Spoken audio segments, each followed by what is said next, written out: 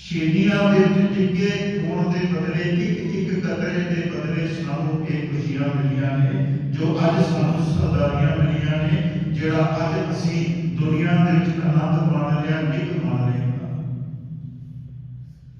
ਅੱਜ 12 ਕੋ ਕਚਹਿਰੀ ਦਾ ਦੂਜਾ ਦਿਨ ਛੋਟੇ ਸਾਹਿਬਜ਼ਾਦਿਆਂ ਦਾ ਸੂਬਾ ਸਰਹੰਦ ਦੀ ਕਚਹਿਰੀ ਦੇ ਵਿੱਚ। ਕੱਲ ਪਹਿਲਾ ਦਿਨ ਸੀ ਕਚਹਿਰੀ ਦੇ ਵਿੱਚ ਜਾਣ ਦਾ, ਮਗਰ ਗੁਰੂ ਕੇ ਲਾਲਾਂ ਦੀ ਸੋਚ ਵਜ਼ੀਰ ਖਾਨ ਵੀ ਗੋਡੇ ਟਿਕਾ ਕੇ ਰੱਖ ਦਿੱਤੇ ਨੇ। ਛੋਟੀਆਂ ਉਮਰਾਂ ਨੇ, 7 ਸਾਲ ਦੀ ਉਮਰ ਹੈ, 8 ਸਾਲ ਦੀ ਉਮਰ ਹੈ, ਹਰ ਕੋਈ ਆਪਣੇ ਆਪਣੇ ਢੰਗ ਨਾਲ ਦੱਸਦਾ ਹੈ। ਜਦੋਂ ਪਹਿਲੇ ਦਿਨ ਕਚਹਿਰੀ ਦੇ ਵਿੱਚ ਜਾਣ ਲੱਗੇ, ਸੂਬਾ ਸਰਹੰਦ ਨੇ ਨੀਅਤ ਬਣਾ ਲਈ ਕਿ ਜੇ ਗੁਰੂ ਕਲਗੀਧਰ ਪਾਤਸ਼ਾਹ ਨਹੀਂ ਝੁਕਿਆ ਸਾਡੇ ਅੱਗੇ, ਅੱਜ ਗੁਰੂ ਕੇ ਲਾਲ ਸਾਡੇ ਅੱਗੇ ਝੁਕਣਗੇ। ਕਚਹਿਰੀ ਦਾ ਵੱਡਾ ਗੇਟ ਬੰਦ ਕਰ ਦਿੱਤਾ, ਜਿਵੇਂ ਤੁਸੀਂ ਜਾ ਸੁਣਦੇ ਹੋ, ਛੋਟਾ ਗੇਟ ਖੋਲ ਦਿੱਤਾ। ਵਜ਼ੀਰ ਖਾਨ ਦੇ ਜਿਹੜੇ ਪਹਿਰੇਦਾਰ ਨੇ, ਇੱਕ ਪਹਿਰੇਦਾਰ ਅੱਗੇ ਨਿਕਲਣ ਲੱਗਾ, ਝੁਕ ਕੇ ਅੰਦਰ ਗਿਆ ਤੇ ਸਾਰਿਆਂ ਨੇ ਸੋਚਿਆ ਉਹਨਾਂ ਨੂੰ ਗੁਰੂ ਅਰਜਨ ਦੇਵ ਮਹਾਰਾਜ ਦੀ ਸ਼ਹੀਦੀ ਦੇ ਬਾਰੇ ਸੁਣਾਇਆ, ਉਹਨਾਂ ਨੂੰ ਗੁਰੂ ਤੇਗ ਬਹਾਦਰ ਮਹਾਰਾਜ ਜੀ ਦੀ ਸ਼ਹੀਦੀ ਦੇ ਬਾਰੇ ਸੁਣਾਇਆ, ਉਹਨਾਂ ਸਿੱਖਾਂ ਦੀਆਂ ਸ਼ਹੀਦੀਆਂ ਸੁਣਾਈਆਂ ਨੇ ਜਿਨ੍ਹਾਂ ਨੇ ਕਲਗੀਧਰ ਪਾਤਸ਼ਾਹ ਦੇ ਨਾਲ ਮੋਢੇ ਦੇ ਨਾਲ ਮੋਢਾ ਲਾ ਕੇ ਖੜੇ ਸਨ। ਕਹਿੰਦੇ ਪਿਤਾ ਜੇ ਜਾਨ ਕਾਰਨੀ ਪੈ ਜਾਵੇ ਬਾਹਰ ਦਿਆਂਗੇ, ਮਗਰ ਤੇਰੇ ਧਰਮ ਨੂੰ ਛੱਡ ਕੇ ਅਸੀਂ ਕਿਸੇ ਹੋਰ ਧਰਮ ਵਿੱਚ ਨਹੀਂ ਜਾਵਾਂਗੇ। ਮਾਫ ਕਰਨਾ, ਅੱਜ ਅਸੀਂ ਸਾਨੂੰ ਕੋਈ 2-4 ਛੇਲੜ ਮਿਲ ਜਾਣ, ਕੋਈ ਸਾਨੂੰ ਬਹੁਤ ਪੈਸੇ ਮਿਲ ਜਾਣ, ਅਸੀਂ ਆਪਣੇ ਧਰਮ ਨੂੰ ਵੇਚ ਕੇ ਦੂਜੇ ਪਾਸੇ ਤੁਰਨ ਨੂੰ ਤਿਆਰ ਹਾਂ। ਪਰ ਸਤਿਗੁਰੂ ਕਹਿੰਦੇ ਨੇ ਉਹ ਅਕਿਰਤ ਗੱਲ ਨੇ, ਉਹ ਸਿੱਖੀ ਦੇ ਵਿੱਚ ਦਾਗ ਨੇ ਜਿਹੜੇ ਆਪਣੇ ਧਰਮ ਨੂੰ ਛੱਡ ਕੇ ਦੂਜੇ ਧਰਮ ਨੂੰ ਅਪਣਾਉਣ ਦਾ ਯਤਨ ਕਰਦੇ ਨੇ। ਅੱਜ ਮਾਫ ਕਰਨਾ, ਅਸੀਂ ਸਿੱਖ ਹਾਂ ਮਗਰ ਸਿੱਖੀ ਵਿੱਚ ਨਹੀਂ ਹਾਂ। ਅਸੀਂ ਬੇਅਦਬੀ ਸਿੱਖ ਹਾਂ, ਕੋਈ ਸਿੱਖੀ ਵਿੱਚ ਨਹੀਂ। ਅੱਜ ਅਸੀਂ ਗੁਰੂ ਦੀ ਬਾਣੀ ਪੜ੍ਹੀ ਨਹੀਂ, ਅੱਜ ਅਸੀਂ 10 ਦਿਨ ਨਾ ਇੰਜ ਬਣਦੇ ਆ ਜਿਵੇਂ ਸਾਰੀ ਸਿੱਖੀ ਸਾਡੇ ਕੋਲ ਹੈ, ਮਗਰ ਜਿਸ ਦਿਨ ਸਾਡੇ 14 ਦਿਨ ਪੂਰੇ ਹੋ ਜਾਣੇ ਨੇ ਨਾ, ਤੇ ਸਾਡੀ ਸਿੱਖੀ ਇੱਕ ਪਾਸੇ ਤੇ ਸਾਡੇ ਕੰਮ ਇੱਕ ਪਾਸੇ। ਸਤਿਗੁਰੂ ਕਹਿੰਦੇ ਸਿੱਖ ਹਰ ਰੋਜ਼ ਕੋਈ ਨਾ ਕੋਈ ਸਾਡਾ ਸ਼ਹੀਦ ਸਿੱਖੀ ਦੇ ਵਿੱਚ ਹੋਇਆ ਹੈ, ਹਰ ਰੋਜ਼। ਇਹ ਨਹੀਂ ਕਿ ਪੂਰੇ ਮਹੀਨੇ ਦੇ ਵਿੱਚ ਅਸੀਂ ਸਿੱਖਾਂ ਨੂੰ ਯਾਦ ਕਰਨਾ। ਸਤਿਗੁਰੂ ਕਹਿੰਦੇ ਨੇ ਸਿੱਖ ਦਾ ਹਰ ਮਹੀਨੇ ਦੇ ਵਿੱਚ, ਹਰ ਦਿਨ, ਹਰ ਡੇਟ ਨੂੰ ਕੋਈ ਨਾ ਕੋਈ ਪੜ੍ਹਨਾ ਤੁਸੀਂ ਪੜ੍ਹ ਕੇ ਵੇਖ ਲਓ, ਹਰ ਇੱਕ ਸਿੱਖ ਸ਼ਹੀਦ ਹੈ, ਭਾਵੇਂ ਉਹ 13 ਜਦੋਂ ਸਾਹਿਬਜ਼ਾਦਿਆਂ ਨੂੰ ਕੱਲ ਨੀਹਾਂ ਦੇ ਵਿੱਚ ਚਿਣਿਆ ਜਾਵੇਗਾ, ਕਿਵੇਂ ਮਾਂ ਦਾਦੀ ਆਪਣੇ ਪੋਤਿਆਂ ਨੂੰ ਕਿਵੇਂ ਤਿਆਰ ਕਰਦੀ ਹੈ। ਤੁਸੀਂ ਇਹ ਵਾਰ ਇਤਿਹਾਸ ਵਿੱਚ ਸੁਣਿਆ ਹੈ ਕਿਵੇਂ ਮਾਂ ਉਹਨਾਂ ਦੀ ਕਲਗੀ ਸਜਾ ਰਹੀ ਹੈ, ਕਿਵੇਂ ਦਾਦੀ ਮਾਂ ਉਹਨਾਂ ਦੇ ਵਸਤਰ ਸਜਾ ਰਹੀ ਹੈ, ਕਿਵੇਂ ਇੱਕ ਲਾੜੇ ਦੀ ਮਾਂ ਉਹਨਾਂ ਨੂੰ ਤਿਆਰ ਕਰਕੇ ਉਹ ਸ਼ਹੀਦੀ ਦੇ ਵੱਲ ਭੇਜ ਰਹੀ ਹੈ। ਕਿਉਂਕਿ ਸਤਿਗੁਰੂ ਕਹਿੰਦੇ ਨੇ ਜਿਨਕੇ ਚੋਲੜੇ ਰਤੜੇ ਪਿਆਰੇ ਕਾਂਤ ਦਿਨਾਂ ਪੈ ਪਾਸ, ਧੂੜ ਦਿਨਾਂ ਕੀ ਜੇ ਮਿਲਾ ਜੀ, ਗੁਰੂ ਨਾਨਕ ਕੀ ਅਰਦਾਸ। ਅੱਜ ਗੁਰੂ ਕੇ ਲਾਲਾਂ ਨੇ ਕੱਲ ਧਰਮ ਦੀ ਪੌੜੀ ਤੇ ਚੜ ਜਾਣਾ ਹੈ। ਕੱਲ ਗੁਰੂ ਕੇ ਲਾਲਾਂ ਨੇ ਸ਼ਹੀਦੀ ਪ੍ਰਾਪਤ ਕਰ ਰਹੀ ਹੈ। ਤੇ ਸਾਸਤ ਇੱਕ ਗੱਲ ਚੇਤੇ ਰੱਖਿਓ, ਲਾਲਾਂ ਨੂੰ ਖਾਲੀ ਨੀਹਾਂ ਵਿੱਚ ਚਿਣਨ ਦਾ ਉਪਦੇਸ਼ ਨਹੀਂ ਤੇ ਦਿੱਤਾ ਗਿਆ, ਲਾਲਾਂ ਨੂੰ ਬੜੇ ਤਸੀਹੇ ਦਿੱਤੇ ਗਏ ਨੇ, ਬੜਾ ਉਹਨਾਂ ਦੇ ਸਰੀਰ ਨਾਲ ਕੀਤਾ ਗਿਆ ਕਿ ਇੱਕ ਵਾਰ ਇਹ ਕਹਿ ਦੇਣ ਕਿ ਸਾਨੂੰ ਤੁਹਾਡਾ ਧਰਮ ਮਨਜ਼ੂਰ ਹੈ। ਉਹਨਾਂ ਨੂੰ ਜੇਲਾਂ ਮਾਰੀਆਂ ਗਈਆਂ, ਉਹਨਾਂ ਦੇ ਉੱਤੇ ਪਤਾ ਨਹੀਂ ਕਿੰਨਾ ਕੁ ਜ਼ੁਲਮ ਕੀਤਾ ਗਿਆ। ਤੇ ਸਾਧ ਸੰਗਤ ਅੱਜ ਅਸੀਂ ਇੱਕ ਗੱਲ ਨੋਟ ਕਰਿਓ, ਨਾ ਤੇ ਕਲਗੀਧਰ ਪਾਤਸ਼ਾਹ ਪਿਤਾ ਹੋਏ ਤੇ ਨਾ ਹੀ ਗੁਰੂ ਕੇ ਲਾਲ ਹੋਏ। साध संगत असी बाणी पढ़िए, बाणी पढ़ के अपने आप को पक्का करिए। सतगुरु कहते हैं जिन्हां दे मन के अंदर गुरु की बाणी नहीं, उन्हां दे अंदर गुरु प्रति प्यार नहीं, कभी पैदा नहीं हो सकता। आज सानू लोड़ है साध संगत अपनी बच्चों को धर्म के नाल जोड़िए, अपने बच्चों को गुरबाणी नाल जोड़िए। असी बच्चों की गल करते हैं माफ करना, आज साढ़े कई ऐसे जीव ने संसार के सारी उम्र सिक्खी दे विच लग गई, मगर सानू अजे तक गुरु की बाणी नहीं पढ़ सके। साढ़े तो निगरा कोई नहीं हो सकता। जे तुसीं चाहते हो ना कि सानू रब दे घर की थां मिल जाए, जे सानू कलगीधर पातशाह जी की गोद मिल जाए, तो सच जानियो जिन्ने श्वास मिले ना जिंदगी के, एक बार जरूर गुरु की बाणी पढ़ के अपने आप को पूरा करके संसार को जाइए। सतगुरु कृपा कर। दूजे पासे कलगीधर पातशाह महाराज जो कि उचता पीर बन के किवें गणी खा के नवी खाने सतगुरां वो सेवा की, वो भावना करके सेवा की, किवें किवें गुरु कलगीधर पातशाह कुछ समा आया अपनी पत्नी के नाल भी मिलते हैं, ते जदों वो पुछदी है कि लाल किथे ने, ते सच्चे पातशाह ने एक बार कहा सी कि जितने भी बैठे ने ना एक बार निगाह मार के देख लै किते तेनों अपने लाल मिल जाणगे। ते जदों माता ने निगाह मारी संगत दे विच, सारी संगत दे विचों मां नूं बाबा अजीत सिंह जी, बाबा जुझार सिंह जी, बाबा जोरावर सिंह जी अते बाबा फतेह सिंह जी नजर आए। फिर सतगुरां ने वचन कीता सी किन पुत्रन के शीश पे वार किए सुख चार, चार हुए तो क्या होगा जीवन गई हजार। मगर असी अपने आप को देखी, असी उन्हां हजारां विच हां, क्या साडी सोच है उन्हां हजारां वर्गी, उन्हां गुरु के लालां वर्गी? अरदास करिया करो सच्चे पातशाह साडे घर विच सिੱਖੀ आवे, साडे घर विच बाणी आवे। जे साडे घर बाणी है ना ते सच जाने साध संगत साडे घरों सारे दुख तकलीफां साडियां बीमारियां सब दे मालिक ने दूर कर देनियां ने। सतगुरु कहते हैं जे सुख देता तुझे अराधी, दुख भी तुझे ध्याई, जे भुख देता तेरी राजा, दुख विच सुख बनाई। गुरु के लाला ने हर एक घड़ी हर एक तशद्दद सह के साडी सिੱਖੀ ਨੂੰ चढ़ती कला च रखा है। असी भी फर्क पड़ता है कि असी भी अपनी सिੱਖੀ ਨੂੰ अपने बच्चों को चढ़ती कला रखिए। माफ करना अपने बच्चों को केसा करी बनाओ। जे साडी घर दे विच बच्चे दे केस नहीं ते माफ करना अपने साडे घर गुरु की कृपा नहीं, गुरु की बख्शिश नहीं। सानू कोई ना कोई दुख लगे रहेगा, कोई ना कोई तकलीफ सानू लगी रहेगी। आज असी क्या कर देते हैं कि ये जग बैठा अगा किस बैठा, मर सक जानियो नहीं कि बार बार जिंदे रवांगे मरते रवांगे। आज चंगी थां जन्म है, कल पता नहीं किसी माड़ी जान जन्म हो जाए। जैसे कर्म करांगे तो ही जैसा मालिक ने अगला समा बख्शना है। सतगुरु कृपा कर जिवें तुसीं निडरता प्रति ये दिन मना रहे हो, ते साध संगत एक बेनती करदे आखिर दे विच हर साल की तरह इस साल की साध संगत जो साडी इत्थे दी इस्त्री सत्संग सभा है, उन्हां वल्लों निरंतर काफी दिनों तो शामां दे सुखमनी साहिब जी दे पाठां दे लड़ी आरंभ कीती है, जिहदी समाप्ति 28 तरीक है।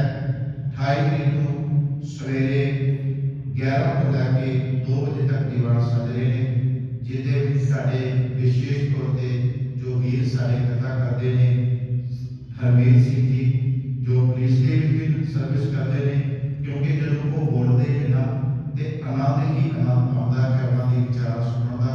संगत को बेनती है जरूर अपना समा कढ़ के पहुंचना है, नाल ही बेनती करांगे जो कलगीधर पातशाह जी का पावन प्रकाश। आज हम आए हैं गुरुद्वारा चांद नगर में ये जानने के लिए कि आज हम जिन पाँव पे हम खड़े हैं किन की बदौलत खड़े हैं, उन्होंने क्या हमारे लिए किया है, जिन्होंने हमारे जिंदा रहने के लिए धर्म ना हारने के लिए धर्म परिवर्तन के लिए ना उन्होंने अपनी शहादत दे दी, और हमारे प्राणों के लिए हमें बचाया, और उन्हीं के बारे में आज हम जानते हैं थोड़ी सी। पीछे जो हमारे मुखिया जी हैं उनसे बात करेंगे। वो सत श्री अकाल सारे भाइयों को, जो भी मेरे वीडियो देखें या वो लोग जिनको तक आज तक कोई संदेश नहीं पहुंचा है कि आज हम किन महापुरुषों की बदौलत हम अपने पाँव पे खड़े हैं, जिन्होंने अपना धर्म नहीं परिवर्तन किया, धर्म की खातिर आप शहादत दे दी, लेकिन हम उन चीज़ों उनको बुला के हम अपने रंग रलियों में आज के दिन में, आज के युग में रंग रलियाँ मनाते हैं।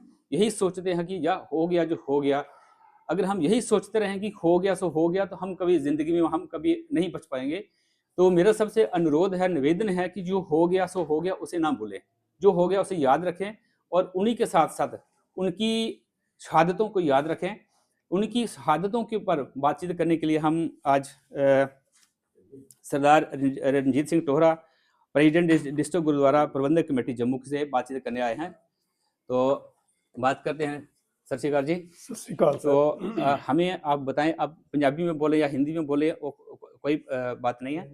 तो ये बताएं कि जिन महापुरुषों ने हमें यहाँ तक पहुँचाया है, उनकी हिस्ट्री हमें नहीं पता है कि उन्होंने कैसे क्या क्या उनका जीवन कैसे व्यतीत किया था। उन्होंने अपने परिवार की कोई परवाह नहीं की, लेकिन धर्म की खातिर उन्होंने अपने परिवार को बलिदान कर दिया, कुर्बान कर दिया, लेकिन हमें उनकी कुर्बानी को पता ही नहीं है।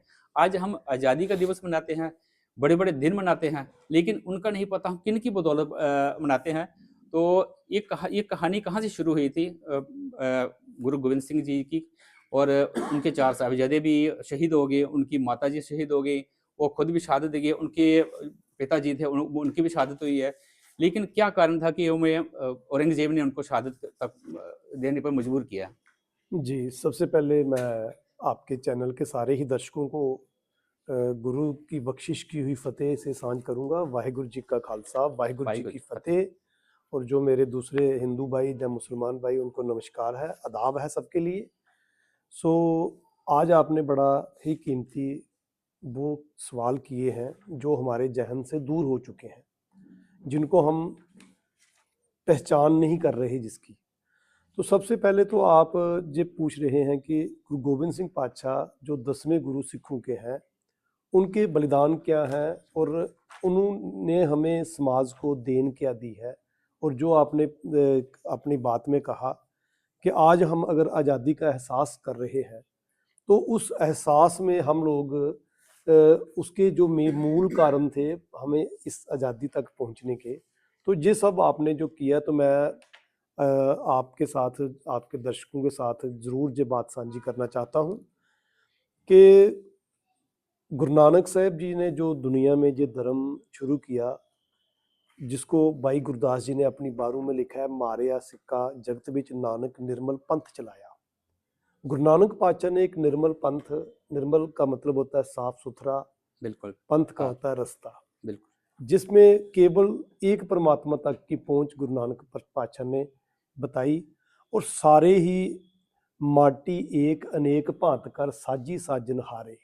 उस परमात्मा ने कुदरत के बनाए हुए सारे ही जीवों को गुरु नानक पातशाह ने एक जगह रखा और उस कुदरत की देन बताया।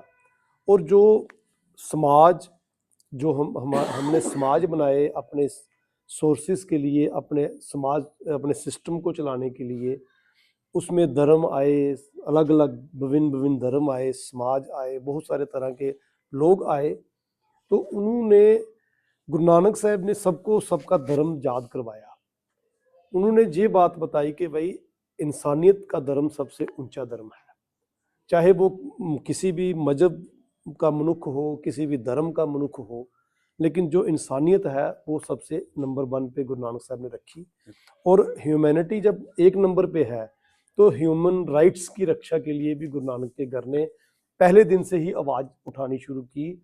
हम पंक्तियां पढ़ते हैं गुरु ग्रंथ साहब जी के अंदर कि गुरु नानक साहब ने, जो लोग दबा कुचला समाज था उस वक्त, जो लोग उनके लिए विशेष तौर पे ये बात लिख दी बाणी के अंदर कि नीचा अंदर नीच जात, नीची हूँ अत नीच, नानक तिनके संग साथ, बढ़िया स्यों क्या रीस।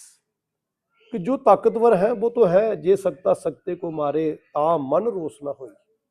गुरु नानक साहब ने कहा अगर ताकतवर आपस में लड़ रहा है तो फिर कोई फर्क नहीं है, दो ताकतवर है लड़ रहे हैं कोई बात नहीं, पर एक ताकतवर है एक मजलूम है, एक निमाना है, वो जब उसके ऊपर जुल्म करता है तो गुरु नानक पातशाह ने जो बोला कि भाई वहां पर मेरे को आवाज, हमें इंसानियत के नाते आवाज उठानी पड़ेगी।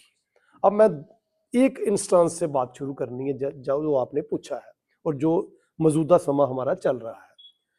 गुरु नानक साहब ने दुनिया में आके सबसे पहले जो कर्म कांड थे उन पे गुरु नानक साहब जी ने जो विशेष तौर पे जो जितने भी कर्म कांड चल रहे थे उन पे गुरु नानक साहब ने एक बात तो जरूर की कि उनके दलील से बात की। जैसे जनेऊ की बात आई, क्योंकि पंडित हरदयाल उस वक्त गुरु नानक के कुल पुरोहित थे, तो जो उनके घर की जो कुल की रीत थी जब उसकी बात आई तो उन्होंने बोला ठीक है मैं जनेऊ धारण करूंगा, पहन लूंगा, मुझे कोई इससे एतराज नहीं है, लेकिन जनेऊ मेरे को वो चाहिए जो जिसकी परिभाषा गुरु नानक साहब ने बाणी में दी, दया कपास संतोख सूत जत गंढी सत बट ये जनेऊ जी का है इतना पांडे कत। तो मैं इसके अर्थ नहीं करूंगा, लंबा हो जाएगा। तो गुरु नानक साहब ने बोला कि अच्छा ऐसा जनेऊ हो जो मैं सदैव मेरे साथ चले, हर समय मेरे साथ चले। लेकिन अभी आप देखो कि गुरु नानक साहब जी ने जिसको मना किया भाई ठीक है मेरे को ऐसा जनेऊ चाहिए, जब नौमे जामे में गुरु नानक साहब गुरु तेग बहादुर साहब जी के रूप में आते हैं तो समय की हुकूमत ने उस वक्त एक ऐसा फरमान जारी किया दिल्ली के तख्त ने कि मेरे को जहां पर एक ही धर्म चाहिए, दूसरा कोई धर्म नहीं चाहिए। सारी लड़ाई एक धर्म पे एक आ गई, धर्म पे आ गई, कोई दूसरा धर्म नहीं चाहिए, एक ही चाहिए। एक धर्म पे बात आई तो उस वक्त उन्होंने जुल्म करने शुरू किए, जबरी लोगों का धर्म परिवर्तन। शुरुआत यहाँ पे होगी कि एक ही धर्म चाहिए, दूसरा धर्म नहीं चाहिए, वहीं पे जुल्म होना शुरू हो गया, जुल्म शुरू हो गए। ठीक। औरंगजेब उस वक्त इस चीज का जो सबसे आगे उभर के आया और उसने फरमान जारी कर दिए कि पूरा राष्ट्र एक धर्म का होना चाहिए, हिंदुस्तान के अंदर जो बसने वाले हैं वो सारे एक ही धर्म के होने चाहिए। तो उस वक्त काम कहाँ से शुरू हुआ? कश्मीर से, क्योंकि कश्मीर में बड़े बुद्धिजीवी लोग रहते थे, वहां पे बहुत पंडित थे, बड़े ज्ञानी थे, जो समझ रखते थे। तो वहां से इन्होंने काम शुरू किया कि इनका धर्म परिवर्तन, अगर जे लोग जो धर्म के आगूकार है, धर्म के जो बुद्धिजीवी लोग हैं, अगर जे परिवर्तन करते हैं तो इसका मतलब हमारा काम आसान हो गया, आम आदमी तो हमारे सामने अटकेगा ही नहीं। मतलब वो पंडित अगर धर्म परिवर्तन कर लेते हैं तो दूसरे लोग बड़ी आसानी से कर जाएंगे। तो उन्होंने कश्मीर से काम शुरू किया। जब ये काम शुरू हुआ वहां से तो उसने, हम इतिहास के पन्नों में पढ़ते हैं कि उसने एक हट बना ली अपने अंदर, अभिमान उसने अंदर ये रख लिया कि 1.25 मन मेरे को रोज उतारा चाहिए, फिर मैं कोई अपने मुंह को निवाला दूंगा। अच्छा। तो ये इतनी बड़ी, जब उसने परिवर्तन का जो काम, जो जुल्म शुरू कर दिए, उन्होंने कहा जबरी जैसे होता है खत्म करो ये कहानी।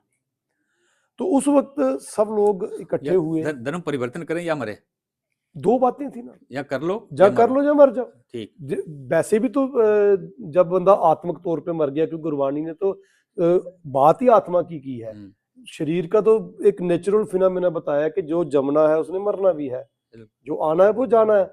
लेकिन अंदर से जब बंदा जीता है, अंदर से ही बंदा मरता है। सो जीविया जिस मन बसिया सोए, नानक अवर न जीवे कोई। एक गुरु नानक साहब की फरमान है वाणी के अंदर कि जीवित कौन है? जिसके अंदर परमात्मा परमेश्वर की याद बस रही है, जो आत्मक तौर पे बलवान है। अब वहां से जब ये शुरू हुआ तो उस वक्त बहुत सारे लोग इकट्ठे हुए, बहुत सारी विचारें इकट्ठी हुई, तो कोशिश करें कि भाई अब कैसे इसको, इस सिलसिले को बचाया जाए। तो चलो, गुरु नानक की 9वीं जोत गुरु तेग बहादुर साहब जी महाराज जो अनंतपुर में साहब में थे, वहां पर वो लोग जो इकट्ठे, क्योंकि पंडित जो कृपा राम थे वो पंडित ब्रह्मदत्त जी के बेटे थे, कुल में से थे, पोतरे पड़पोतरों की तरह थे। तो पंडित ब्रह्मदत्त के साथ गुरु नानक साहब जी की जब विचार बटांदरा हुए थे तो उन्होंने बहुत सारी चीजें गुरु नानक साहब से अडॉप्ट कर ली थी कि भाई इंसानियत को हमने कैसे चलाना है। तो वो प्रचार भी कर रहे थे उन चीजों का। तो उनको साथ लेके पंडित कृपा राम जी की अगुवाई में बहुत सारे लोग एक दल के रूप में जब अनंतपुर साहब जाते हैं तो वहां पे जाके उन्होंने जो गुहार लगाई गुरु साहब के आगे, जो बोला कि भाई हमारा धर्म खतरे में है, हमारा जो धर्म के चिन्ह है, हमारा तिलक खतरे में है, जंजू खतरे में है, तो गुरु नानक के घर में हम आए हैं, तो हमारी बाजू, हमें बाँह पकड़ी जाए। हमें जहाँ पे हमें सामने देखा है कि गुरु नानक के घर में जो आता है उसकी फरियाद सुनी जाती है। तो उस वक्त गुरु साहब ने जो गुरु गोविंद सिंह पातशाह थे, देखो गुरु गोविंद सिंह पातशाह का वहां से ही बलिदान शुरू हो जाता है, कुर्बानियां शुरू हो जाती हैं। गुरु तेग बहादुर साहब जी महाराज बैठे हैं, गद्दी पे विराजमान है। गुरु गोविंद सिंह पातशाह तब गोविंद राय थे और 9 साल की उम्र है उनकी, और वहां बैठे हुए हैं साथ में। जब कश्मीरी पंडित वहां पे गए वहां तब 9 पहुंचे साल की उम्र थी। जी, 9 साल की उम्र में। तो जब वहां जब पहुंचे, तो जब बातचीत हुई, गुरु साहब ने बड़ा सिंसियर तरीके से उनकी बात सुनी, हर बात को समझा, और आखिर उन्होंने एक बात उनके मुखारबिन से निकली कि भाई कोई एक महान आत्मा, कोई ऐसा बंदा हो जो अपना धर्म, जो अपनी कुर्बानी दे दे, तो हो सकता है जो धर्म बचे। उस वक्त तो वो ऐसा कुछ देखते हैं। तो गुरु गोविंद सिंह पातशाह 9 साल की उम्र में थे, तो उन्होंने सीधा उसी वक्त उसी जो सफा बनी थी, जिस सफा में बैठे थे, उस सफा में ही उन्होंने ये बात कह दी गुरु गोविंद सिंह पातशाह ने कि पिताजी गुरु तेग बहादुर साहब जी, आपसे बड़ा मुझे कोई धर्मात्मा, कोई और संत महात्मा नजर नहीं आ रहा, तो फिर और क्यों, आप क्यों नहीं। अच्छा। और उस वक्त 9 साल की उम्र में गुरु तेग बहादुर साहब जी को उन्होंने दिल्ली में भेजा, और गुरु तेग बहादुर साहब जी गुरता गद्दी गुरु गोविंद सिंह पातशाह को देके खुद दिल्ली में गए हैं। उनके साथ गुरु गोविंद सिंह जी 9 साल की उम्र में गद्दी पे आ गए थे, बिल्कुल। उसके बाद जी, तो गुरु तेग बहादुर साहब जी जब औरंगजेब, मैं बड़ी शॉर्ट से संक्षेप सी बात करनी क्योंकि हमने आगे तक आना है। तो गुरु तेग बहादुर साहब जी जब दिल्ली में आए, तो उनके साथ 3 जो उनके सिख थे, शिष्य थे, जो उनके साथ चलते थे, भाई मती दास जी, भाई सती दास जी, भाई दयाला जी, ये लोग भी साथ में हैं। तो औरंगजेब ने जे उसके मन में ये था कि चलो ये 3-4 लोगों को कन्वर्ट करना तो बड़ी बात नहीं होती, इन पे हम जुल्म करेंगे, तसीहे देंगे इनको, शरीर, क्योंकि शरीर के आदमी जब पढ़ते हैं तो लोग डोल जाते हैं।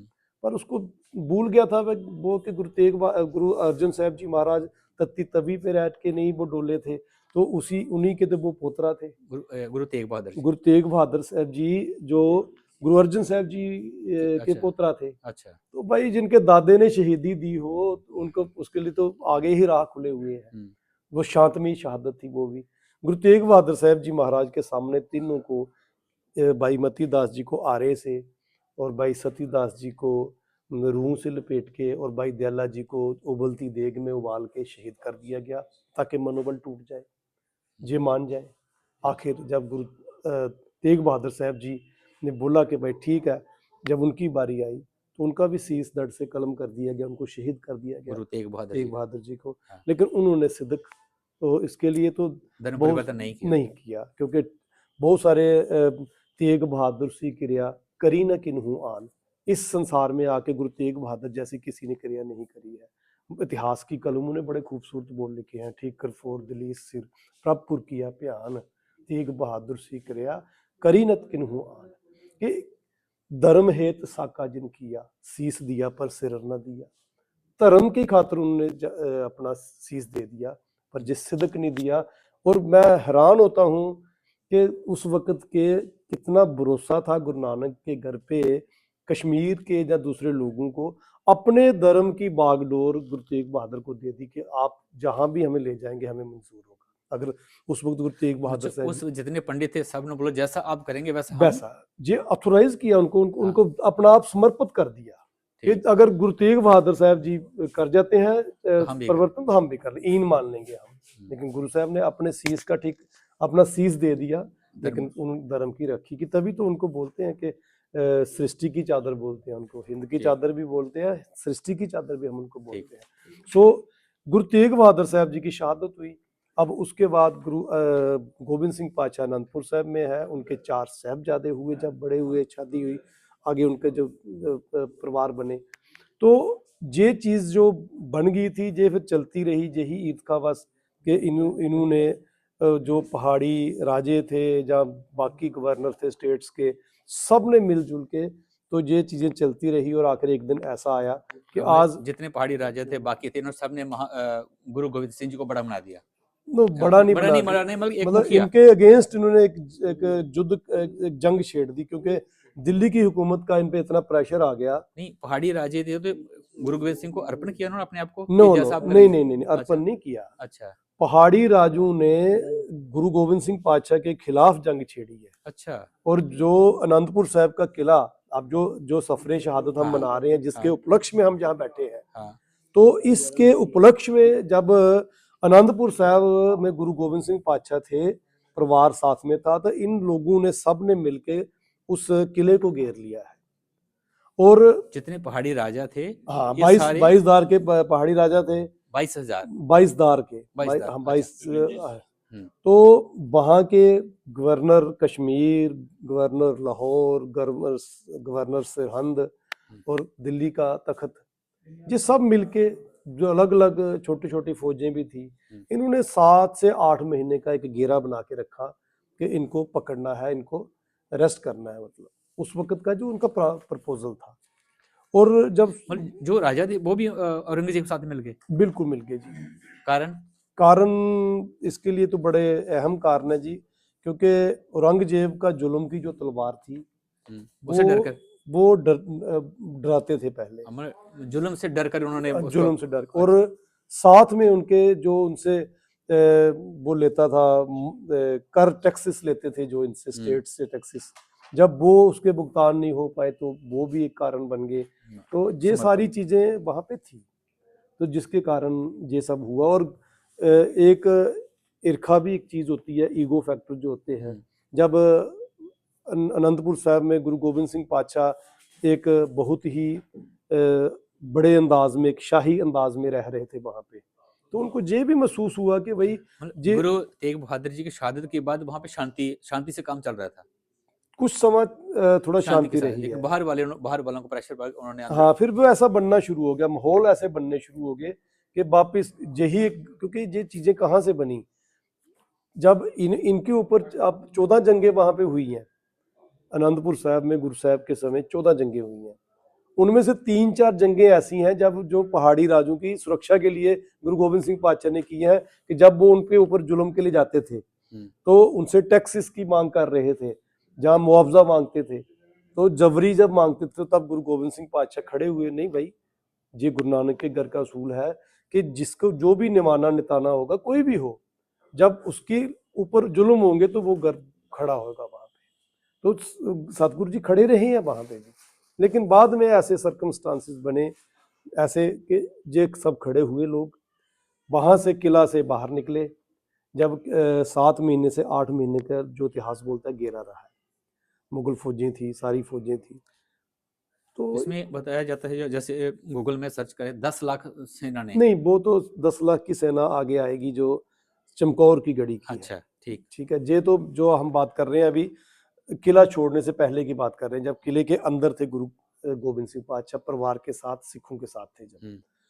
तो जब उन्होंने आखिर वो घेरा नहीं छुड़ा सके, वो किले से उनको नहीं पकड़ सके, तो फिर ना एक इतिहास में बड़ी सुंदर घटना है कि बहुत सारे लोगों ने अपने धर्म चिन्हों का एक उनको कसम लेके बोला कि भाई अगर आप किला खाली करते तो हम लोग आपको कुछ नहीं कहेंगे। तो उसमें इतिहास बोलता है कि कुरान शरीफ में चिट्ठी रख के भेजी जाती है कि भाई आप एक बार किला खाली करो, हम आपको कुछ नहीं बोलेंगे। कुछ लोगों ने अपने धर्म के चिन्हों के की कसम खा के बोला कि हम ऐसा अगर आप करोगे, खाली करोगे, हम कुछ नहीं, लेकिन अल्टीमेटली वो सारे वादे टूट गए। और वो लोगों ने जैसे ही गुरु गोविंद सिंह पातशाह ने किला छोड़ा तो उन्होंने पीछे से हमला कर दिया है। उस हमले में 500 के करीब जो गुरु गोविंद सिंह पातशाह के साथ सिंह थे, साथ में परिवार था। तो जब 6 पौ की रात को, जब वो जिसको हम 21 दिसंबर बोलते हैं 1704 में, जब इन्होंने वो किला छोड़ा है, पीछे से उन्होंने आगे से पीछे से हर तरफ से हमले शुरू हो गए हैं। उसमें 50 सिंह, पहले ही एक शाही टिब्बी थी वहाँ पे शहीद हो जाते हैं, सरसा नदी के कंढे 100 सिंह शहीद हो जाता है। वहाँ पे बहुत परिवार में बिछोड़ा हो जाता है। घटना 1704 की है, 1704 की, बिल्कुल 1704 में परिवार में बिछोड़ा हो गया। उसके बाद जब किला छोड़ने का परिवार बिछड़ गया, सरसा नदी के कंढे पे जाके, किनारे पे जाके बिछड़ा है। और वहां से 2 छोटे साहबजादे और गुरु गोविंद सिंह जी की माता गुजर कौर जी, वो एक पगडंडी में निकल गए हैं जो सरहंद की तरफ जाती थी। अकेले नहीं, बिछड़े हैं ना थोड़े, मतलब अपनी सेना भी साथ थी? नहीं, उनके साथ कोई सेना नहीं था, अकेला परिवार, वो अकेला परिवार। गुरु गोविंद सिंह पातशाह के जो महल थे वो और भाई मनी सिंह जी वो एक अलग पगडंडी पे, क्योंकि भगदड़ मच की, अंधेरा था रात का जी। और गुरु गोविंद सिंह पातशाह 40 सिंह और बड़े साहबजादे 2 गुरु गोविंद सिंह पातशाह के साथ थे, वो एक पगडंडी उनके निकल गई। जब सरसा नदी क्रॉस की, पार की हड़ वाले एरिया में, तो बहुत सारे लोग वहाँ पे उसकी भेंट भी चढ़ जाते हैं। तो खैर हाँ, तो जो हम जो सफरे शहादत की बात हो रही है, इसमें जहाँ से फिर 2 मोड़ बनते हैं। एक साका बनता है सरहंद का, जिसको हम छोटे साहबजादों के नाम से याद करते हैं। बाबा फतेह सिंह जी, बाबा जोरावर सिंह जी, 7 और 9 साल की उनकी उम्रें हैं, जो वजीर खान की कचहरी में, जिनको दीवार में चुनवा दिया जाता है। और दूसरा 40 सिंहों के साथ जहां आप 10 लाख की सेना की बात कर रहे हैं, वो चमकौर की जो गढ़ी थी, बिधि चंद रावत का एक गढ़ी थी, कच्ची गढ़ी, उसको चमकौर की गढ़ी बोला गया बाद में, जिसके लिए तो बहुत सारी कलमों ने बड़ा खूबसूरत लिखा है। जब वहाँ पे जंग हुई तो गुरु गोविंद सिंह पातशाह की ब्योतबंदी ऐसी थी कि 10 लाख लोग वहाँ पे सेना खड़ी है, 10 लाख के करीब की, तो उनके सेनापति साथ में है, बड़े बड़े लश्कर हैं साथ में। मतलब चंद एक परिवार की वजह से 10 लाख सेना खड़ी आगे, बिल्कुल खड़ी है। और तभी तो गुरु गोविंद सिंह पातशाह ने जो बात बोली थी कि 1.25 लाख से एक लड़ाऊं, तबे गोविंद सिंह नाम कहा हूँ। ये जो चीजें उन्होंने अपने मुखारबिंद से बोली थी, वो उसके प्रैक्टिकल, उस वक्त उनसे 10 लाख के साथ लड़े, फिर वो बिल्कुल लड़ाई हुई है जी वहां पे। देखो, आपको लड़ाई का मैं बताता हूँ कि दुनिया में जो पहली असामी जंग थी, जो इम्बैलेंस जंग जिसको बोलते हैं, बिल्कुल, कि एक गढ़ी के अंदर 40 लोग हैं, 40 लोगों के साथ 10 लाख सेना की लड़ाई, 10 लाख सेना की लड़ाई, और पूरे गिरे हुए हैं, लेकिन 10 लाख सेना जब तक गुरु गोविंद सिंह पातशाह अंदर रहे हैं, अंदर एंटर नहीं कर सकी। अच्छा। उनकी मोर्चाबंदी, युद्ध कला में इतने निपुण थे गुरु गोविंद सिंह पातशाह, अगर वो तलवार के धनी थे, अगर वो कलम के धनी थे, तो वो तलवार के भी धनी थे। युद्धबंदी का उनको पूरा ज्ञान था, निपुण कला थी उनके पास, सर्व कला संपूर्ण हम उनको बोलते हैं कि सर्व कला वो संपूर्ण थे। तो जब उन्होंने ब्योतबंदी ऐसी कर ली, फिर 5 सिंह जाते हैं लड़ने के लिए, 5-5 के जत्थे जा रहे हैं, उसमें 40 में से 5 जाते हैं हमेशा। 5 एक दरवाजा खुलता है, वहां से निकलते हैं, जाके लड़ते हैं। शहीदी किला था वहां भी, वो किला नहीं था, वो एक गढ़ी थी किसी बिधि चंद रावत की, एक जो जैसे क्या होता था कि माल डंगरों के लिए लोग बनाते थे। नहीं, काफी बड़ी जगह, ऊंची जगह थी, बड़ा मकान था, ऊंची जगह थी, दीवारें कच्ची थी, गढ़ी। 10 लाख सेना ऊपर वहां तक नहीं पहुंच सकी। वहां पे 2-3 जर्नैलों ने बड़ी कोशिश की, और गुरु गोविंद, लेकिन वो वहां से उनको नार खान चढ़ा है स्टेयर लगा के, लेकिन उसको भी गुरु गोविंद सिंह पातशाह ने उसको ढेर कर दिया है। तो वहां ये इतिहास के पन्ने हैं, ये कोई वो ऐसी अतकथनी वाली बात नहीं है, ये लाइव इतिहास है जी। और तब गुरु गोविंद सिंह पातशाह ने जहां पर से वो गुरु गोविंद सिंह पातशाह ने एक पंथ को वहां पे बढ़ाई दी कि 5 सिंह जो हुक्म करेंगे उस गुरु को भी मानना पड़ेगा, तैयार बर तैयार सिंह। जब अखीर देखा कि आज जहाँ पे इतनी बड़ी फौज से अकेला नहीं लड़ पाएंगे, मतलब गुरु गोविंद सिंह पातशाह भी शहीद हो सकते हैं अगर जंग में जाएंगे, तो सिंहों ने फैसला किया कि नहीं, गुरु हमें बचाना है, क्योंकि कल गुरु और पंथ भी आगे तैयार करेगा, गुरु को हमने बचाना है। तो उस वक्त भाई दया सिंह जो 5 प्यारों में से मुख्य थे, भाई धर्म सिंह जी, उन्होंने 5 सिंहों ने खड़े होकर वहां गुरु गोविंद सिंह पातशाह को ये ड्यूटी लगा दी। उन्होंने बोला, नहीं भाई, अभी आप जहां नहीं रुकोगे, आप गढ़ी छोड़ोगे। तो गुरु गोविंद सिंह पातशाह ने तब गढ़ी रात को छोड़ी है, और आवाज दे के छोड़ी है कि गुरु गोविंद सिंह पातशाह जा रहे हैं, अगर पकड़ना तो पकड़ लो। और हशल शफल में फौज उठी है, आपस में उनका कत्लेआम भी शुरू हुआ है।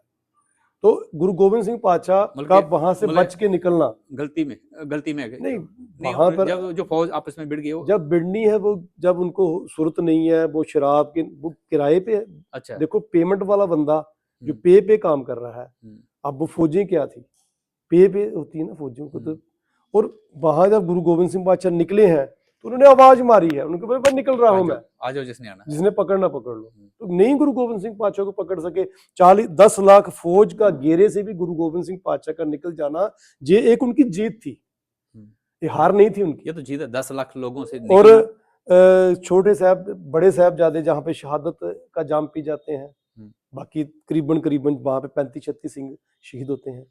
तो ये जो शहादत थी, जो चमकौर की कच्ची गढ़ी थी, अब हकीम अल्लाह यार खां जोगी ने बड़े खूबसूरत बोल लिखे हैं इसके लिए। वो बोलते हैं कि बस हिंद में एक तीर्थ है यात्रा के लिए, हम यात्रा करते हैं ना तीर्थ धर्म स्थानों की। तो उन्होंने बोला भाई दुनिया के लोगों एक बात सुनो, मेरे को तो हिंदुस्तान के अंदर एक तीर्थ नजर आता है, बस हिंद में एक तीर्थ है यात्रा के लिए, कटाए बाप ने जहां बच्चे खुदा के लिए।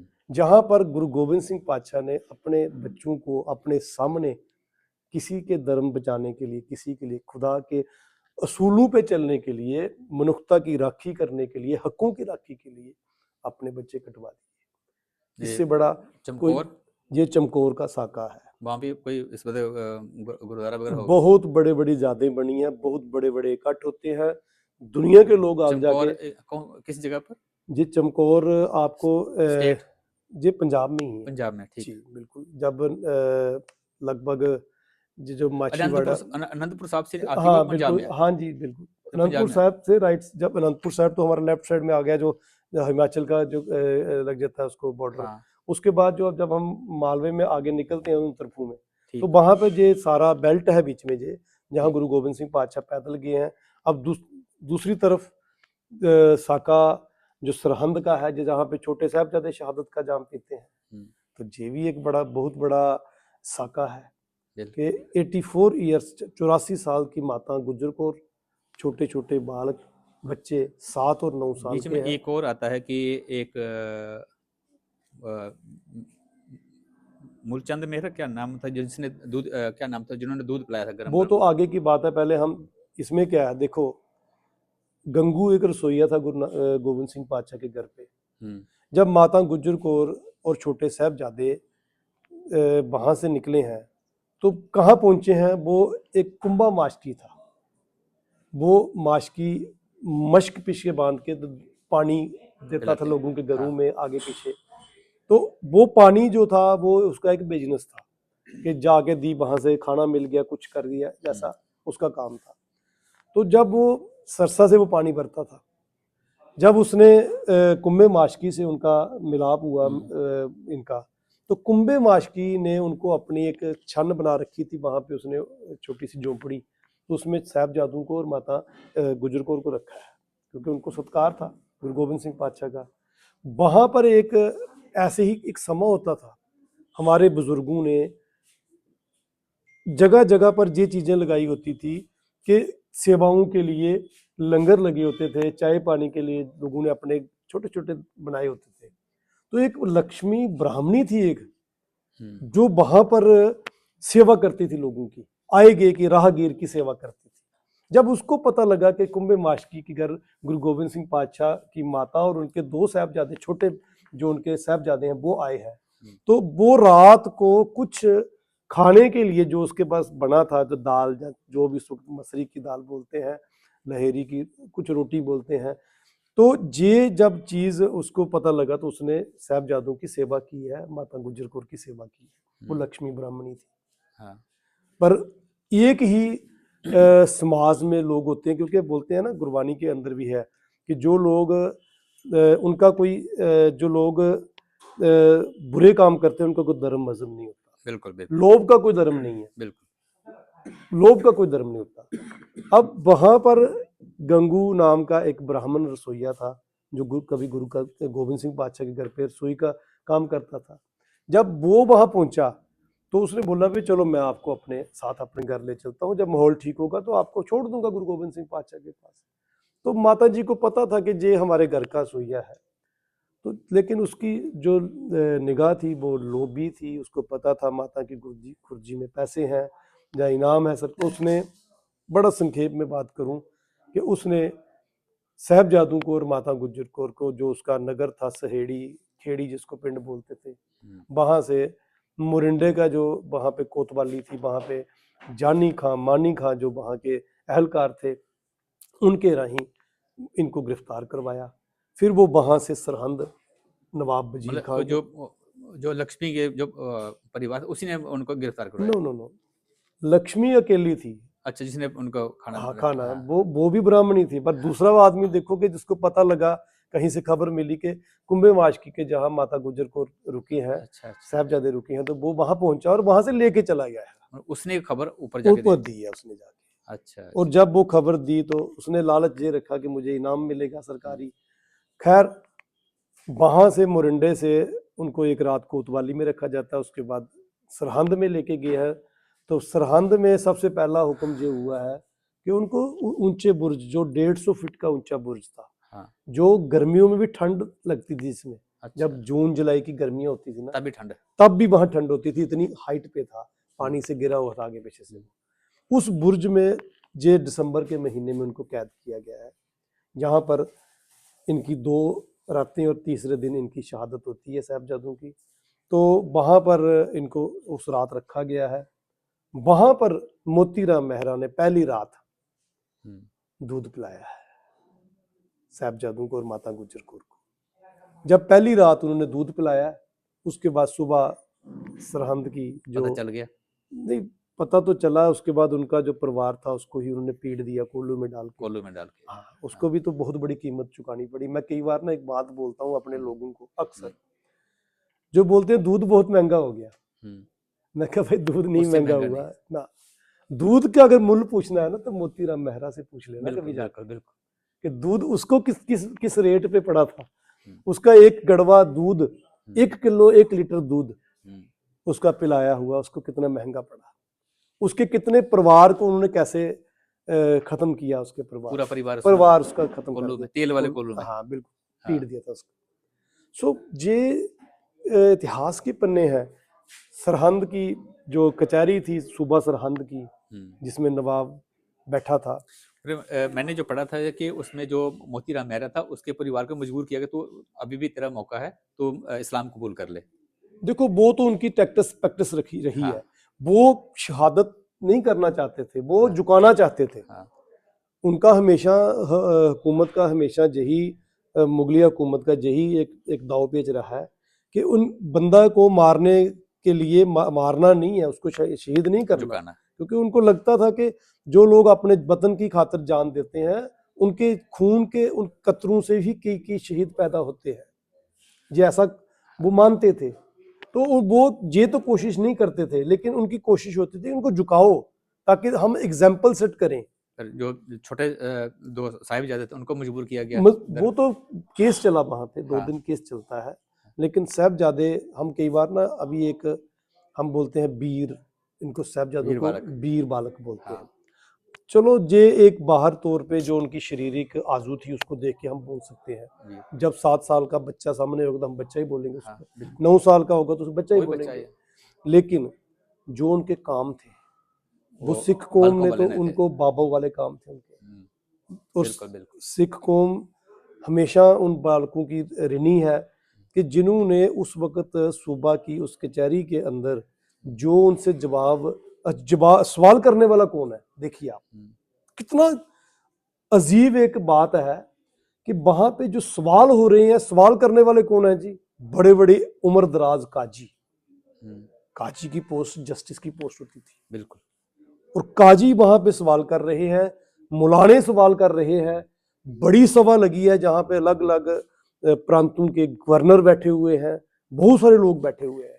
तो उस सभा के अंदर उनसे सवाल हो रहे हैं और जवाब देने वाले कौन है, 7 और 9 साल के बच्चे। अब उनको हम बच्चा कहें जो क्या हमारे लिए ठीक है, जब वो एक महान शख्सियतें थी, उम्र में बालक थे, हाँ, लेकिन वो आत्मिक तौर पे बहुत बलवान। गुरबानी ने इसका खुलासा किया है, गुरबानी बोलती है, गुरबानी के अंदर हम बोलते हैं कि बंदा अगर मन पे चल रहा है, मन के पीछे भाग रहा है, तो वो चाहे बालक भी है ना, चाहे बाल उम्र में भी है, मन वाला। बात ऐसा की थी जैसे छोटे बच्चों का थप्पड़ मारा जाए तो वो रो पड़ता है, लेकिन उनके सामने उनको इतना कुछ जुल्म हुआ, लेकिन उनके आंखों से आंसू निकला। आखिर उनसे सवाल किए जाते हैं। गुरबानी बोलती है कि मनमुख बालक बिरध समान है। हाँ। जो मन के पीछे चल रहा है वो चाहे बालक भी हो, बुढ़ा ही है। बिल्कुल। और बुढ़े के लिए बोला, अगर उसके अंदर जो बुजुर्ग है ना, बुजुर्गी तब है अगर वो परमात्मा के साथ जुड़ा हुआ है। अगर परमात्मा के साथ नहीं जुड़ा तो बुजुर्गी भी नहीं है। गुरबाणी ने खुलासा किया इस बात का कि जो गुरमुख गुरु वाल जिनका मुंह है, गुरमुख बुढ़े कदे नहीं जे जिना अंतर सुरत ज्ञान। जिनके अंदर सुरत में ज्ञान होता है वो बुढ़े भी नहीं होते हैं। वो चाहे किसी भी एज के होंगे, वो बुढ़े नहीं है, वो जवान है। सो गुरबानी के फैसले हैं उस हिसाब से। ये जो हमारे शहीद हैं, ये बाबा, हम बाबा बोलते हैं, बाबा अजीत सिंह, बाबा फतेह सिंह, बाबा जुझार सिंह, बाबा जोरावर सिंह, इनको बाबे बोलते हैं कि बड़े बुजुर्ग इन्होंने काम किया। इनकी जो बुद्धि थी बड़ों वाली थी। सो वहां सवाल किए जाते हैं, आगे से जवाब दिए जाते हैं, और जहां तक बोल दिया जाता है कि सच को मिटाओगे मिटोगे जहान से, डरता नहीं अकाल किसी शहनशाह की शान से। जहां तक उन्होंने बोल दिया कौम के लोगों को, ये बोल दिया कि भाई सिक्खी की नींव हम हैं, सरों पे उठा चले हम, जान दे के औरों की। जब फरमान जारी हो गया तो साहबजादों ने आगे से बोल दिया, जब लालच दिए उनको, तो उन्होंने बोला कि 7 साल, 7 होता 100 साल जी के भी तो मरना ही है। बिल्कुल। 7 साल जी के भी मरना जरूर है। सिर कौम से फेर लेना, मुंह को कौम से फेर लेना, ये गैरत से दूर है। ये गैरत की बात नहीं है। ये वो लोग सवाल दे रहे। और वहां पर कचहरी के अंदर लास्ट में ये भी बात पूछी जाती है कि भाई अगर तुमको छोड़ा जाए आप क्या करोगे? अच्छा। उन्होंने वही जवाब, हम जंगलों में जाएंगे, वहां पर फौजें तैयार करेंगे और आपके इस जुल्म के खिलाफ लड़ेंगे। ये वहां से नारा बुलंद हुआ जब फरमान जारी हुआ, वहां से उनको नीहू में शहीद किया जाए, जिंदा शहीद किया जाए डाल के। तो उस वक्त नवाब मलेर कोटला वहां बैठा हुआ था।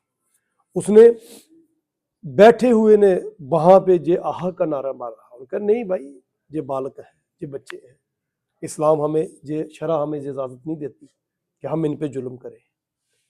जे अच्छे लोग वहां भी थे, अच्छे लोग वहां भी थे, उस महफिल में भी थे। हाँ। उस सभा में भी थे, वहां पे भी उन्होंने आवाज मारी। लेकिन वहां पे भी लोग ऐसे थे जो ये बात बोले कि नहीं भाई, ये सर्प बिसूरे, ये तो सांप के बच्चे हैं, छोटे बड़े डस्क जरूर है। ये छोटे हैं बड़े हैं, ये डसेंगे जरूर। सो ये एक वहां का साका हुआ और आखिर उनको शहीद किया गया। जो खूनी सरहंद की दीवार है, जैसा का हम पढ़ते सुनते हैं, लेकिन ये एक प्रेरणादायक है। और उसके बाद उनका जो संस्कार था वो भी टोडरमल जी ने किया, जो कि एक व्यापारी थे। तो उन्होंने मोरे बिछा के जगह मूल खरीदी। हम जब जगह की भी मैं बात करता हूँ तो मैं जरूर बोलता हूँ सबसे महंगी जगह दुनिया में अगर है तो केवल सरहंद की है। उससे महंगी जगह दुनिया में कहीं नहीं। वहाँ भी गुरुद्वारा बना हुआ, वहाँ पे भी गुरुद्वारा बना हुआ। सो बस ये है कि उसकी जो टोडरमल है उसकी हवेली जो है वो क्या बोलते हैं उसको, एक टूटी फूटी रह गई उसकी वो हवेली। जहाँ देखो क्या होता है कि कुछ कौमी धरोहरें होती हैं, कुछ चीजें ऐसी होती हैं, उसको बना नहीं सकते, हम उसको डिसमेंटल नहीं कर सकते, प्रिजर्व कर सकते हैं। तो खैर उस पर भी काम अभी सोच बन रही है, बनेंगे वो चीजें भी आगे। उसके बाद गुरु गोविंद सिंह जी का फिर तो गुरु गोविंद सिंह पातशाह वहां से फिर माछीबाड़ों के जंगलों से होते हुए वहां भी गनी खां, नवी खां के पास रहे हैं गुरु गोविंद। देखो एक तरफ मुगलिया हुकूमत है तो गुरु गोविंद सिंह पातशाह को भी वहां से निकालने वाले गनी खां और नवी खां है, जो उनको वहां तक आगे जो उनका सफर था, अगला सफर। मतलब गद्दार और वफादार हर कौमों में रहे हैं। वो किसी भी कौम ऐसा, मैंने पहले आपसे एक बात कही है कि जो गद्दार होता है, जो उसकी कोई जात या मजहब नहीं होता। खोटे, गुरबानी में उनको खोटे बोला है और पंक्तियां आती हैं गुरबानी के अंदर, खोटे जात न पत है, खोट न सीजस खोए। खोटे की कोई जात नहीं, खोटे की कोई इज्जत नहीं होती और खोटे को कोई कोल पास बैठाता भी नहीं है। आगे गुरु गोविंद सिंह से फिर गुरु गोविंद सिंह पातशाह माछीबाड़े के जंगलों से निकलते निकलते उनका आगे 1.5 से 2 साल का समय लगता है उनको तख्त जो हमारा 5वां तख्त बाद में डिक्लेयर किया गया कि अपना जहाँ पे उन्होंने गुरु ग्रंथ साहिब जी की बीड़ को पूरा किया। सो ये सारी चीज़ें वहाँ पे इतिहास के पन्नों में है। गुरु गोविंद सिंह पातशाह ने जो पेंडिंग काम थे, दोबारा फौजें गठित की, दोबारा अच्छा। कौम को सुरजीत किया। सो उनका तो काम था। दोबारा लड़ाई लगी नहीं?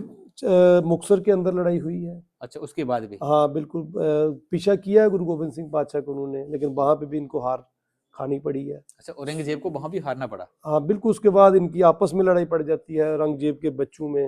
अच्छा। और गुरु गोविंद सिंह पातशाह से मदद मांगी जाती है, तो बहादुर शाह को औरंगजेब के बच्चों में आपस में हाँ लड़ाई बिल्कुल और गुरु गोविंद सिंह से मदद मांगी जाती मदद मांगी जाती है। और गुरु गोविंद सिंह पातशाह ने तब 200 से 300 सिंह भेज के, तो जो अपना उस वक्त औरंगजेब के बाद गद्दी पे बैठे हैं, मुझे नाम उनका भूल रहा है, तो बहादुर शाह, तो उनको वहाँ पे बिठाया और उन्होंने गुरु गोविंद सिंह पातशाह के साथ कुछ समय बड़ा अच्छा निभाया है। और उनको आगरा में बुला के गुरु गोविंद सिंह पातशाह को मान सम्मान दिया। औरंगजेब की लड़ाई शिवाजी महाराज के साथ होती रहती साथ साथ? वो दखन में जो उनका चल रहा था वो अलग इशू थे सारे, लेकिन इससे कंसर्न कोई भी नहीं था। जो गुरु गोविंद सिंह जी 1700 कहते हैं 8 में कुछ इनका, हाँ, ये लड़ाई में शहीद हुए या? नहीं, गुरु गोविंद सिंह पातशाह नांदेड़ में थे तब। हाँ। तो गुरु गोविंद सिंह जी ने तो औरंगजेब को चिट्ठी लिखी थी एक, हाँ, कि अगर आप जो जफरनामा जिसको बोलते हैं, जित की चिट्ठी, हाँ, तो उस चिट्ठी में तो बड़ा खुलासा किया गुरु गोविंद सिंह पातशाह ने। और जब वो चिट्ठी औरंगजेब ने पढ़ी थी, उसको पढ़ने के बाद उसकी मौत हो गई थी, अच्छा, औरंगजेब की? औरंगजेब की। हाँ। उसके बाद बहादुर शाह आता है, तो वो गुरु गोविंद सिंह पातशाह के उस मदद की होती है गुरु गोविंद सिंह पातशाह ने उसकी जंग, उस गद्दी तक जाने के लिए। हाँ जी, बहादुर शाह जफर, हाँ जी, हाँ, उसकी मदद की होती है। तो वो उसने गुरु गोविंद सिंह पातशाह को आगरे में भी बुलाया है। वहाँ से वो नांदेड़ तक गुरु साहब के साथ गया है। तो नांदेड़, हाँ, नांदेड़ में गुरु साहब ने जाके पड़ाव किया है, जहाँ पे अभी तख्त है नांदेड़ साहब का। दमदमा साहब मैं भूल गया था कि जो गुरु गोविंद सिंह पातशाह दमदमा साहब पे सबसे पहले गए हैं, वहाँ पे उन्होंने रुक के गुरु ग्रंथ साहिब जी की बीड़ लिखवाई है। वहाँ पे भाई मणि सिंह जी और भाई बाबा दीप सिंह जी शहीद, उनसे वो लिखवाई करवाई है, जो गुरु ग्रंथ साहब संपूर्ण किए हैं। उसमें गुरु तेग बहादुर साहब जी की बाणी डाली है। जो इतिहास के लंबे पत्रे हैं, जो हम पढ़ते सुनते हैं। इन्होंने अपना शरीर खुद छोड़ा है या गुरु गोविंद सिंह पातशाह? नहीं, ऐसा नहीं है। हाँ। गुरु गोविंद सिंह पातशाह नांदेड़ में थे। 1708 में ऐसा हुआ था कि गुरु गोविंद सिंह पातशाह वहां पे थे, नांदेड़ में, महाराष्ट्र में। तो वहां पे गुरु गोविंद सिंह पातशाह जी ने गुरु ग्रंथ साहिब जी को गुरता गद्दी दी। गुरु का जो सिलसिला था, देह का सिलसिला खत्म कर दिया। गुरु मान्य ग्रंथ आज के बाद, हाँ बिल्कुल, सब हाँ। सिखन को हुक्म है गुरु मान्यो ग्रंथ। आज के बाद शरीर गुरु नहीं है, देह गुरु है। और उस वक्त गुरु साहब वहाँ पे रुके थे, तो वहाँ एक खेमे में आराम कर रहे थे। तो जे हुकूमत के सुइए उनकी फौज में रल जाते हैं। और गुरु गोविंद सिंह पातशाह उस दिन सोए थे, तो कोई गुल खां करके ऐसे दो नाम आते हैं हिस्ट्री में, तो उन्होंने खंजर के साथ गुरु गोविंद सिंह पातशाह को पे वार किया है, जो उनके पेट में लगा है। कौन? खंजर के साथ वार किया। किन्होंने वार किया? कोई गुल खां थे। अच्छा। जे हुकूमत से भेजे हुए सुहिए थे कोई, जो उनके साथ ही वहां रह रहे थे, तो उन्होंने उन पे वार किया। वार होने के बाद गुरु गोविंद सिंह पातशाह के जो अंदर फट थे, वो उसको जेरे इलाज किया गया, हकीम आए हैं। तो उसके बाद कुछ समय गुरु गोविंद सिंह पातशाह रहे हैं। पर एक दिन तीर जो है, तीर जो अपना था, गुरु गोविंद सिंह पातशाह ने जब उसका चिला चढ़ा रहे थे, तो फिर वो फट खुलते हैं। आखिर वो इन्फेक्शन से जैसे भी गुरु गोविंद सिंह पातशाह अपना शरीर छोड़ देते हैं। वो तो शरीर तक की तो बात उन्होंने अपनी आत्मा गुरु ग्रंथ साहब के अंदर पहले डाल दी थी, और बाबा बंदा सिंह बहादुर को तैयार करके भेज दिया था वहां से। बाबा बंदा सिंह बहादुर ने पंजाब में आके तो ये बात बोली। यहाँ पे हम आज का टॉपिक हम यहाँ पे खत्म कर दें। बाबा बंदा सिंह बहादुर की हम एक दिन नया टॉपिक लेंगे जी, बिल्कुल। तो दोस्तों, आपको ये वीडियो कैसी लगी? गद्दार हर जगह और हर सरकार में और हर धर्म में पाए जाते हैं। इन गद्दारों से बच के रहना चाहिए। गुरु महाराज जी उन गद्दारों को बुद्धि दे कि ताकि वो भी अपना जीवन सफल बना सकें, गद्दारी को त्याग कर और एक नेक जीवन जिए। धन्यवाद। जय हिंद, जय भारत।